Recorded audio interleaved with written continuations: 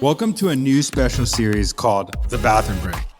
That extra 10 minutes you either have to listen to marketing tips or use the bathroom or both. But I don't recommend both, but that's your choice. This collab is going to be super fun. We have Daniel Murray from the Marketing Millennials and me, Jay Schwedelson from the Do This Not That podcast and subjectline.com. Each episode in this series, we are going to go over quick tips about different marketing topics. And if you want to be in the bathroom, fine, just don't tell us about it. Thanks for checking it out. We are back. It is Bathroom Mania, otherwise known as Bathroom Break. This is Jay Schwedelson. I'm here with the Marketing Millennial, Daniel Murray. Daniel, I got a question for you before we get started. I know you play tennis and all, but are you lazy beyond tennis? Will you just sit on the couch and just stare at your TV? Or are you a super active dude? You're like, all right, not only tennis, but I'm going to go and do yoga. I'm going to go and bench press 7 billion pounds. What's your vibe? Are you a super active dude? Great question. I always strive to get 10,000 steps a day just because I think I just like being outside. I grew up, my family wasn't really a academic family. It was more like, hey, send you to all these sports camps, send you to everything outdoors that you can. So I've been used to it. But the only sport I play now is tennis. Otherwise, I'm just gonna go for a walk to just calm down, get my thoughts, get fresh air. So, but otherwise, other than that, I'm pretty lazy. Also lifting too. I do lift, but not intensely. It's like 20-minute, 30-minute lift. So it's not like I don't go ham. What about you? So I try to be active. My problem is my wife is in crazy good shape, and it always stresses me out. She's like, "Let's go for a run together," and then within 2 minutes, she's way ahead of me, and it's embarrassing. Or if we go to let's say if there's a workout class, and if we actually go to it together, she always gets annoyed with me because I won't be in the position next to her. I'll be 5 people away. She's like, "We're married. You should be next to me in the workout class," but she's crushing it, and I suck. And so my rule is if we go anywhere, do anything physically active together, I have to be far away because I'm so embarrassed by how big of a loser I am. So I try, but I am incompetent, inept, terrible. That's the truth. I just can imagine you just being in a different, Yeah. like, I don't know you in this workout class. We're gonna go in there. Yeah. You walk in 5 minutes before me, and I'll walk 100%. That's in. exactly what happens. All right. Let's jump into this. Talking about data and working out and metrics, we're talking about qualitative and quantitative stuff. Daniel, kick us off. What are we talking about? Yeah, I just want to. Jay does this really well, and I think you can. It's really important in content to share data publicly. If you're doing research internally, whether it's qualitative or quantitative, sharing it in your content just creates a level of credibility and expertise to another level because it shows you actually are thinking deeply on this.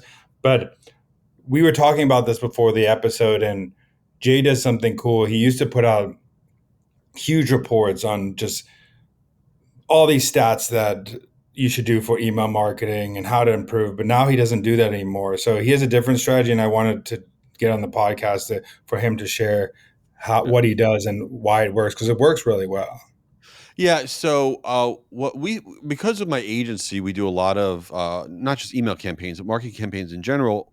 We set up what we call a research group, and every time we do campaigns at scale, we're trying to capture what works, what doesn't work. And we used to put out these big quarterly reports, like everybody does. This report or this guide, this whatever, and you put it out once a quarter, and you try to get people to download it. And that was fine. But what we realized was if we, instead of putting out these reports, which always seem dated after a few weeks or a month, if we just drip out the individual stats and we use those as kind of these bite-sized shareable things in emails that we send out, in social posts that we do, the level of engagement that we would get by dripping it out and not making it all available in one report, it gave us exponential engagement. So I think that sometimes you have to look at things and do it the opposite way. You don't need to release these big reports to get the extreme value. So that's the path, that we've gone down. What do you think about kind of this snackable, quantitative, qualitative stuff? I just think about we're in the age of shareability. I always think when I put out a piece of content or anything is would I share this? My filters, would I share this in a group chat with my marketing friends? And the reason why I think your technique works and why you should share either quotes or stats or interesting stuff is a little snackable piece of content like emojis lift your subject line by 33%.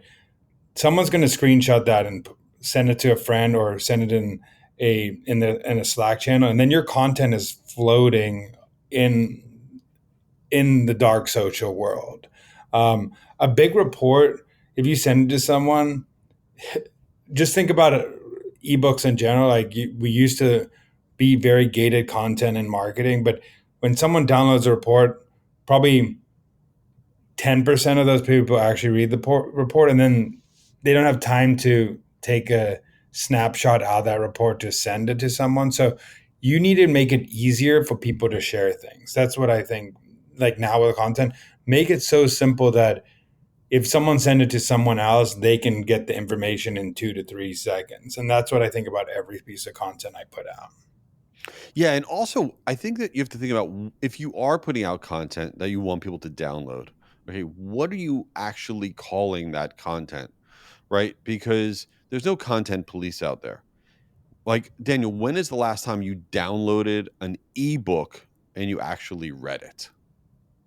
I don't even think I've downloaded so many ebooks, but I don't read ebooks. Luckily, like ChatGPT is around now that you could just tell it to skim it for you. Right. But it's just no ebooks. Ebooks are just nobody has time for them.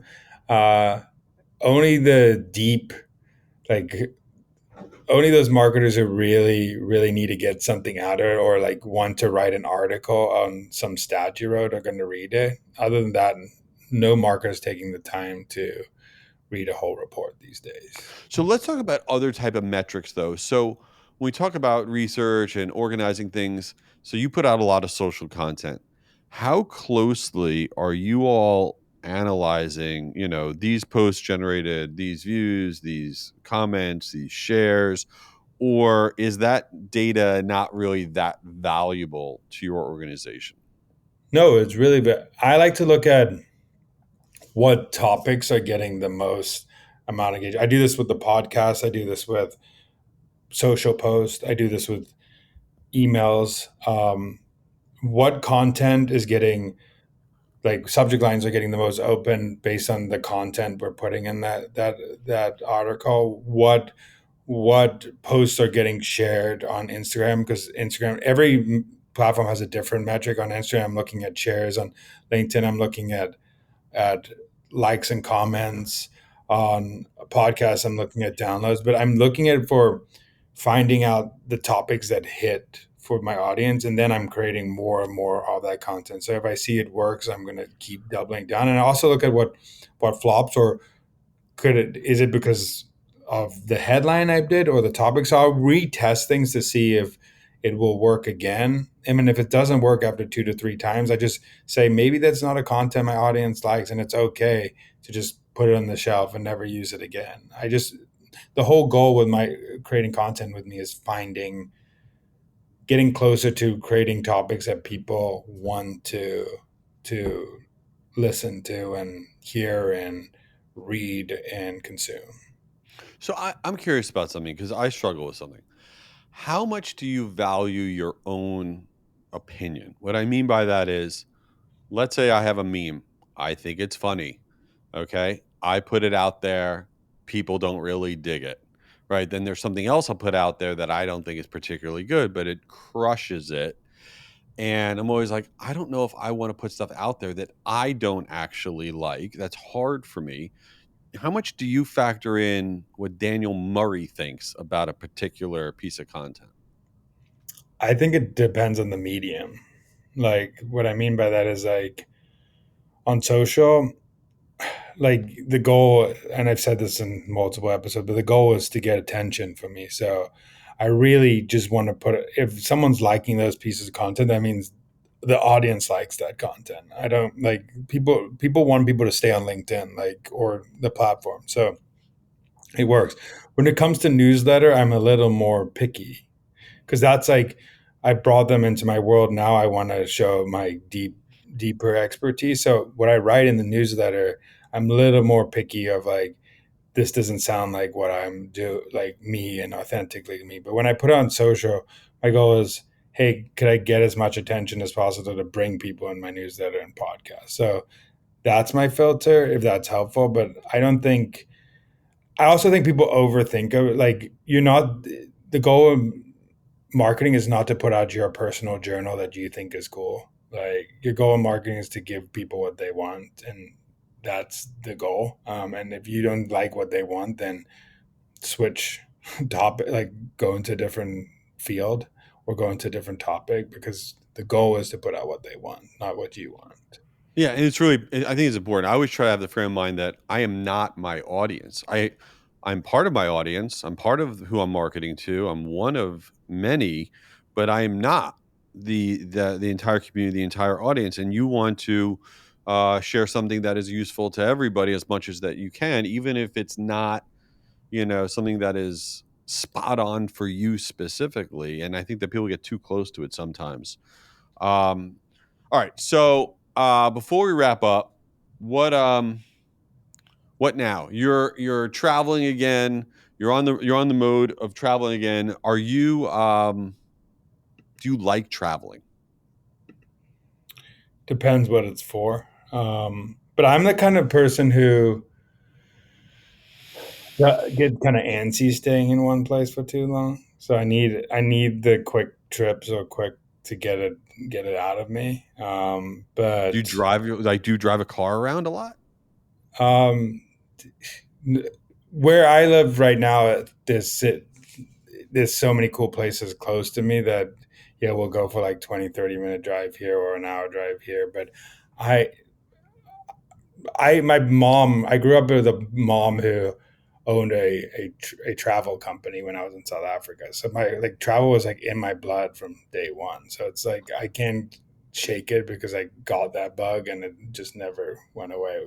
What about you? You Wait, homebody? so how old are you when you moved out of South Africa? I moved from South Africa at 7. Did you go on I know this is the dumbest question in the world, but like do you go on like safaris on the weekend? Is that what you do? I mean, not like Is that every the dumbest weekend. question I've ever asked? No, but we live probably 2 hours from like a game park, which is like where you go safari. So, um, like, we would go for trips, or you can go drive like Kruger National Park. You can drive your own car through the safari, and there's like elephants and lions and Wow. like just walking around. It's actually nutty. Um, but whoever who hasn't done that in their lifetime, you should go do it. It's an experience. It's so fun. It's crazy to be out there, and it's not like going to the zoo. So stop thinking that the zoo is like that. Go out in real nature and see it. All right, we're going to do a deep dive on Daniel's Safari hot takes coming up on the next bathroom break. Get excited. All right, everybody, thanks for being here. Daniel, come on, man. I got to get back to work. Get out of there. All right. While he's still in there, this is Jay. Check out my podcast, Do This, Not That, for marketers. Each week, we share really quick tips on stuff that can improve your marketing, and I hope you give it a try. Oh, here's Daniel. He's finally out.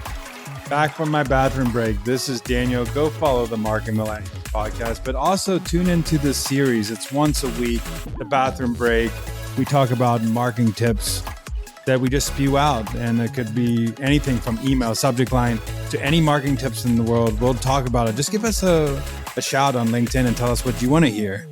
Peace out. Later.